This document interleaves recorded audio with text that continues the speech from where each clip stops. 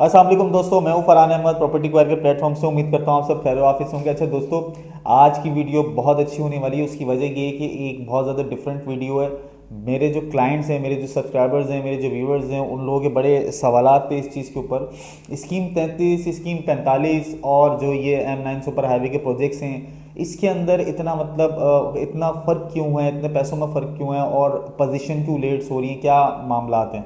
आज इन सारे मसले के ऊपर आप लोगों को ब्रीफ करूंगा।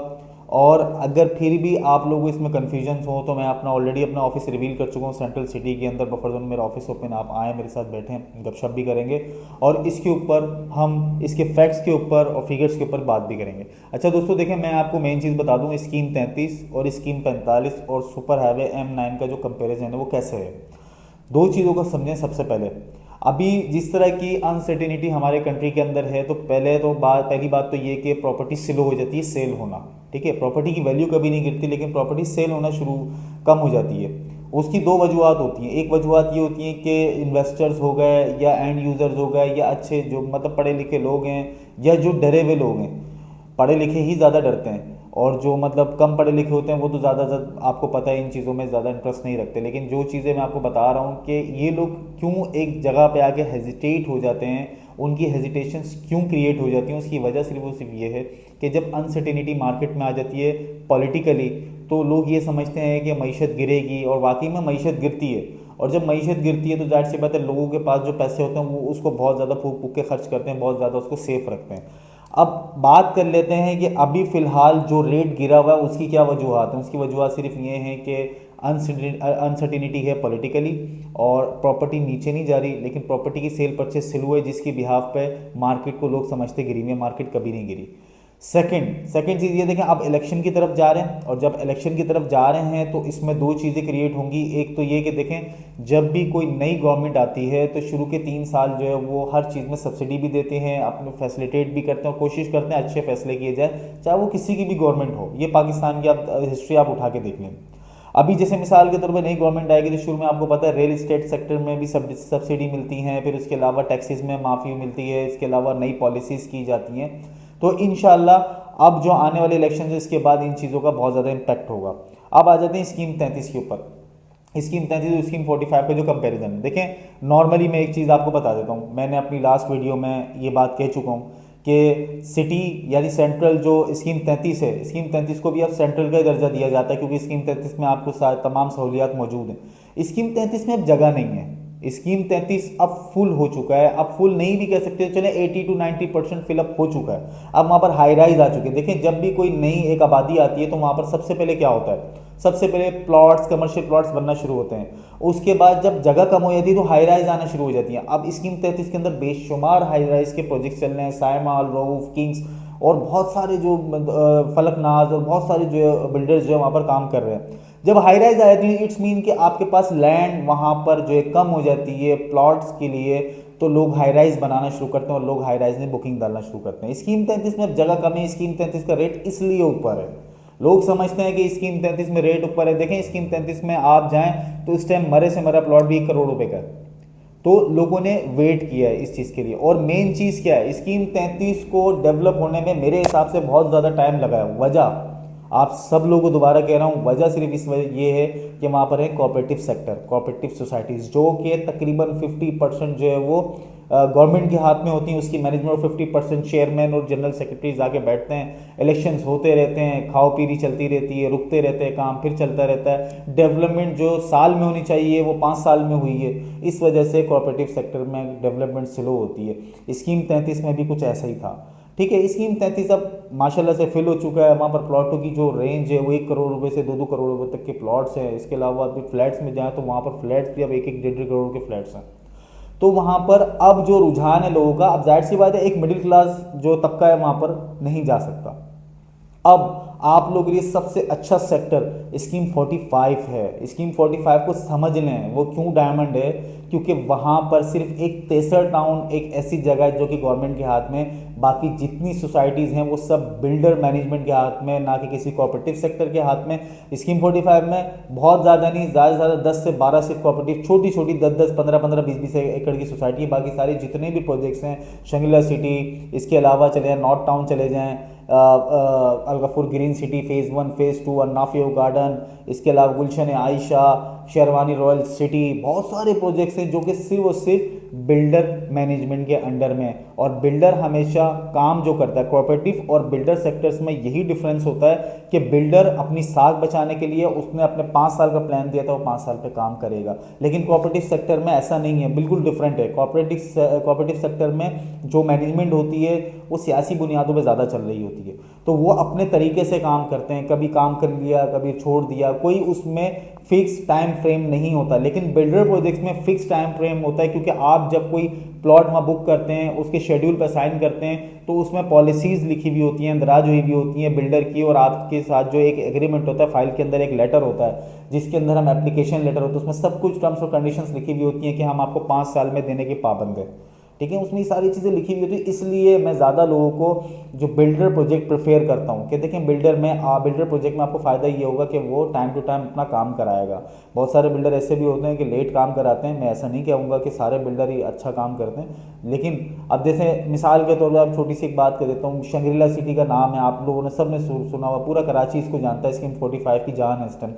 2019 में जो ब्लॉक ए बी बुक किया था, आज 2023 में वो उसकी प्रोजेक्ट की पोजीशन देने के लिए जा रहे हैं। मेरे पास बहुत सारे कमेंट्स आते हैं, मैं उनको उनकी बात का जवाब नहीं दे रहा, जस्ट उनकी बात को जस्टिफाई कर रहा हूँ कि यहाँ पर 10 साल भी आबादी नहीं होगी। दोस्त, 10 साल आप आबाद ना हो, लेकिन बहुत सारे ऐसे लोग हैं जो आबाद होके आके बैठेंगे।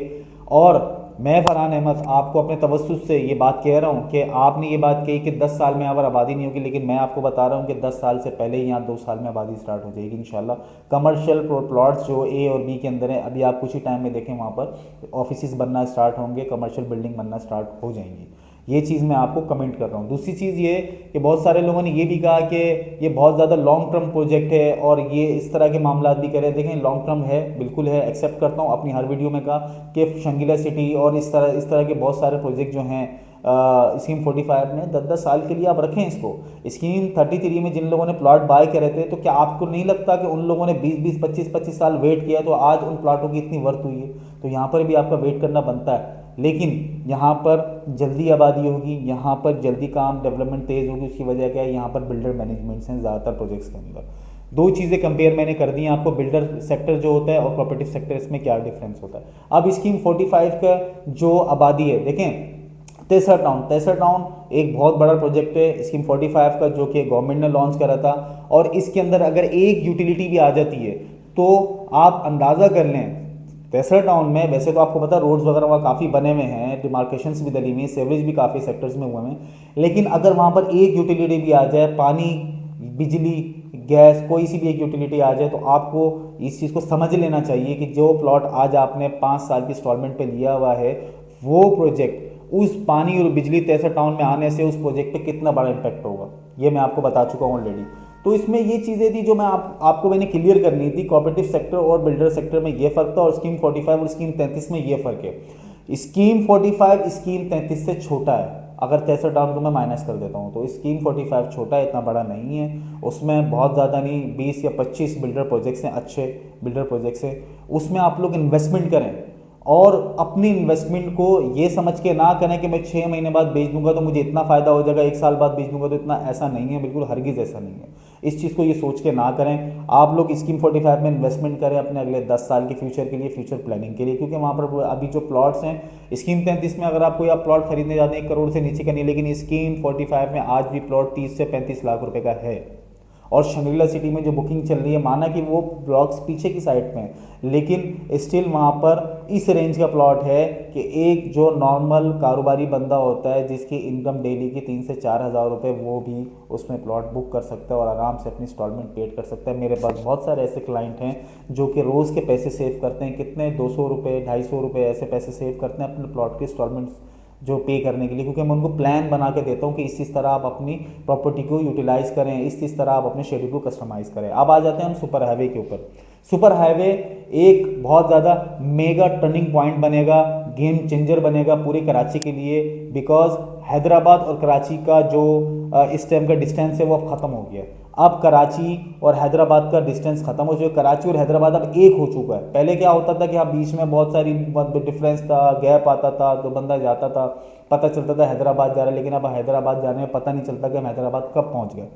तो मेन वाइल वहाँ पर जितने भी कराची के मेगा प्रोजेक्ट्स हैं सारे सुपर हाईवे पे हैं, सारे के सारे सुपर हाईवे पे, क्योंकि सुपर हाईवे पे जाहिर सी बात है आपको इंडस्ट्रियल जोन भी मिल रहा है, आपको मंडी भी मिल रही है, सब्जी मंडी भी मिल रही है, फ्रूट मंडी भी मिल रही है, हर तरह की आपको सहूलियात वहाँ पर मिल रही हैं। तो इस वजह से मेगा प्रोजेक्ट्स वहाँ पर बनाए जा रहे हैं, क्योंकि वहाँ पर आपके पास जो बेसिक यूटिलिटीज़ होती हैं या बेसिक कारोबारी मामलात करने के लिए जो आपको चीज़ें चाहिए होती हैं वो सब वहाँ पर मौजूद है। इंडस्ट्रियल जोन मौजूद है, सब्जी मंडी मौजूद है, फ्रूट मंडी मौजूद है, ये सारी चीज़ें वहाँ मौजूद हैं। और इसके सबसे बड़ी बात ये कि वहाँ जितने भी प्रोजेक्ट्स आ रहे हैं वो सब मेगा प्रोजेक्ट्स हैं। ऐसा नहीं है कि 100 एकड़ 150 एकड़ पे हैं, वो सारे प्रोजेक्ट्स जो वो 600 से 800 एकड़ के ऊपर प्रोजेक्ट्स हैं, वो फ्यूचर प्लानिंग्स हैं।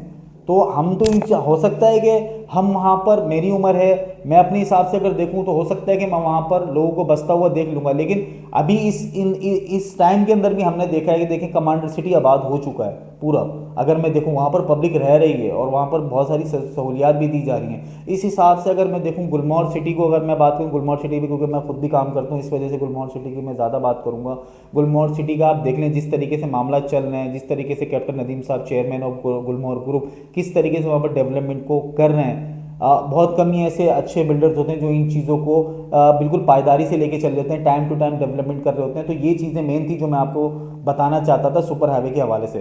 गुलमोहर सिटी भी बहुत अच्छा प्रोजेक्ट है, कमांडर सिटी भी बहुत अच्छा प्रोजेक्ट है, DHA, ASF, 7 wonder, phase 1, phase 2, अल रऊफ, किंग्स गार्डन, किंग्स के जो प्रोजेक्ट आए, रूमी वाले आए, बहुत अच्छे प्रोजेक्ट्स आ रहे हैं। वो वहाँ पर मेगा प्रोजेक्ट्स बना रहे हैं सारे जितने भी बिल्डर हैं। तो M9, स्कीम 33 और स्कीम 45 की मैंने आपको कुछ कंपेरिजन करें। हो सकता है कि मेरे सारे पॉइंट्स इसमें क्लियर ना हो सके हों, तो आप लोग सवालात करें, इसके अंदर कमेंट्स में सवाल करें, मुझे व्हाट्सएप कर सकते हैं, मेरे ऑफिस तशरीफ ला सकते हैं। मैं आपके सवालात के जवाबात उस अगली वीडियो के अंदर इंशाल्लाह दूंगा कि, और अगर मुझसे कोई फैक्ट्स रह गए हों, आपके कुछ सवालात क्लियर नहीं हुए तो मुझसे आप कर सकते हैं। तब तक के लिए अस्सलाम वालेकुम।